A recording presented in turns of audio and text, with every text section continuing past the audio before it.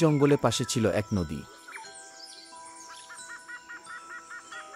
সে নদীতে বাস করত একদল কচ্ছপ। তারা কখনো কখনো রোদ পোহানোর জন্য পাড়ে উঠে আসত। এমনই একদিন খুবই রোদ। কচ্ছপের দল পাড়ে উঠে আসলো।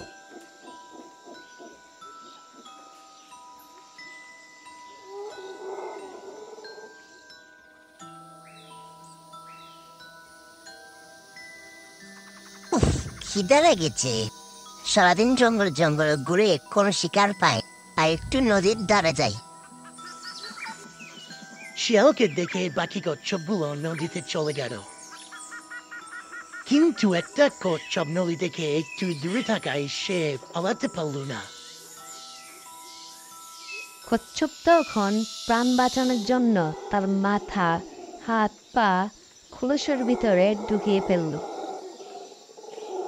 শিয়াল অনেক চেষ্টা করেও তা ভাঙতে পারল না।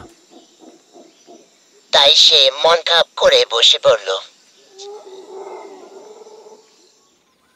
কচ্ছপ শিয়ালে এই অবস্থা দেখে বলল, প্রিয় শিয়াল ভাই, আমার খোলস এত শক্ত আর মজবুতটা এত সহজে ভাঙবে না। তুমি আমাকে খেতে চাইলে এক কাজ করতে পারো। তুমি আমাকে নদীর পানিতে চুবিয়ে নাও, হয়তো তাতে আমার খোলস একটু নরম হবে। তারপর তুমি আমাকে খুব সহজে খেতে পারবে।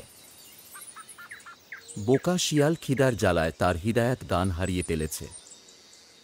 সে কচ্ছপকে পা দিয়ে ছেড়ে নদীতে ফেলে দিয়েছে। কচ্ছপের সঙ্গে সঙ্গে নিরাপদ জায়গায় চলে গেল। কিছুক্ষণ পর শিয়াল কচ্ছপকে ধরতে নদীতে পা দিল। তখন কচ্ছপ বলল, কোনো সন্দেহ নেই এতে যে তুমি একজন বুদ্ধিমান প্রাণী, কিন্তু মনে রেখো তুমি একমাত্র চালাক প্রাণী নও।